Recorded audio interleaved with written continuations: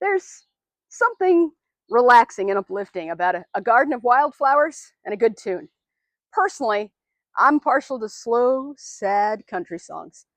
There's just something about them that calms my spirit and helps me concentrate. Music can be powerful. For instance, did you know that one of the most effective treatments for Alzheimer's disease isn't a pill or an injection, but listening to familiar music? Alzheimer's disease, the most common form of dementia, is a progressive brain disorder which follows a devastatingly familiar path.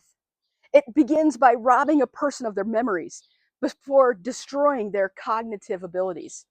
In the final stages of the disease, it moves from into the brainstem where it kills by taking the ability of the brain to control the basic functions of the circulatory, respiratory, and even digestive systems. Even though dementia and Alzheimer's are not uncommon, it's the leading cause of death in some countries. The exact causes of the disease, as well as the reason why some people survive for only 4 years with the disease while others last for 20 or more, remains largely a mystery.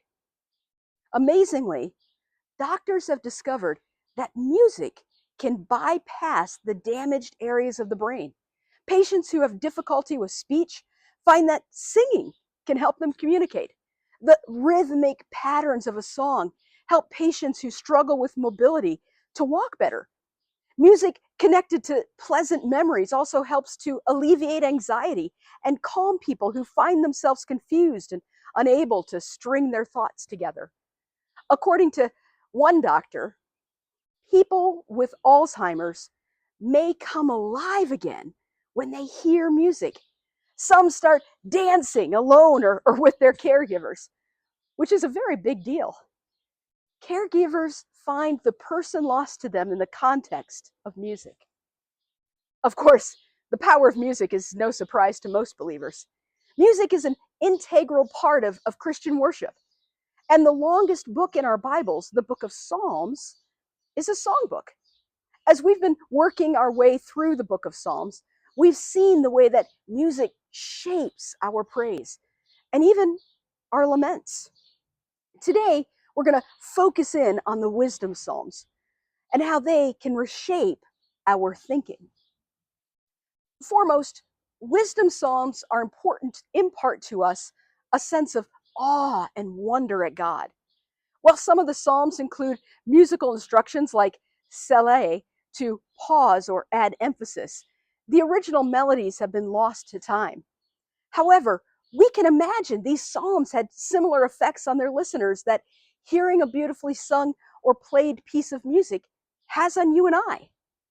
Almost certainly, there were times when the singing of these Psalms caused people to pause and marvel at God's greatness, at the Creator. And at this point, and this is the point, and this is the point of these Psalms. The opening verses of Psalm 49 implores us, hear this, all you peoples. Listen, all who live in the world, both low and high, rich and poor alike. My mouth will speak words of wisdom. The meditation of my heart will give you understanding. I will turn my ear to a proverb. With the harp, I will expand my riddle. Wisdom begins when we turn our attention toward the things of God. It's impossible for us to be wise and to be ignorant of the divine. It's the difference between knowing what and knowing why. For instance, when I go out to my car, I know what to do. I turn the key, the car switches on, I put the car into gear, I push the gas, and I go to my destination. Because I am not an automotive engineer or a mechanic, I have only a rudimentary knowledge of why any of that works. I would find it difficult to diagnose and fix my vehicle if what I did no longer worked. In the same way, we might have a good idea of what we ought to do and what happens in our lives, but only God gives us the why of those things. Our God can answer all of our deepest questions.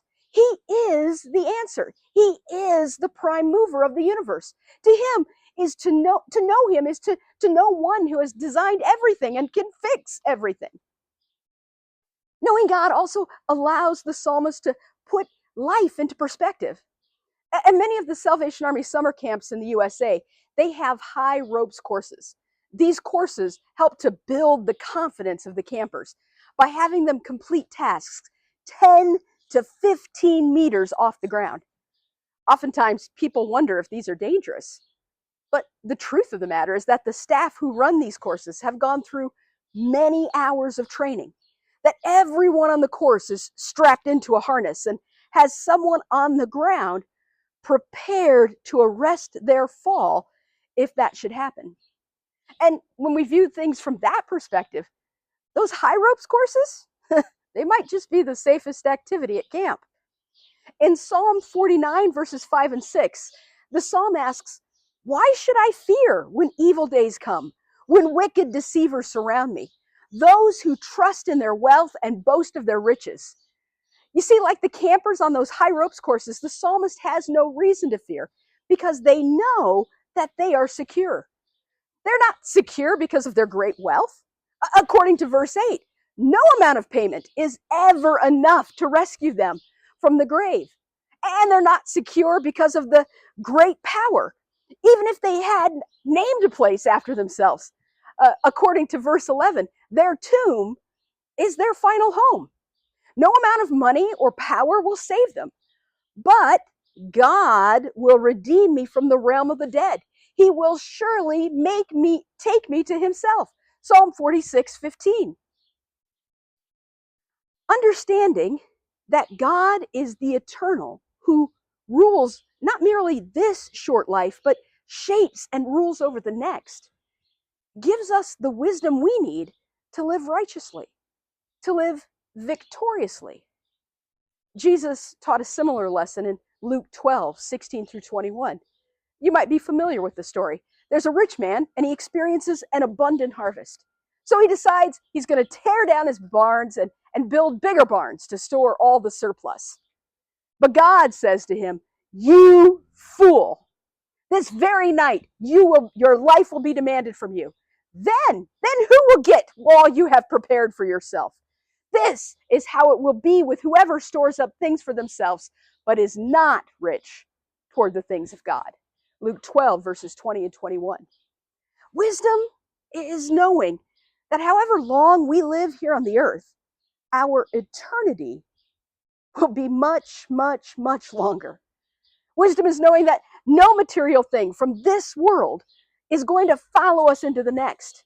Wisdom is preparing for forever by prioritizing our relationship with God here and now.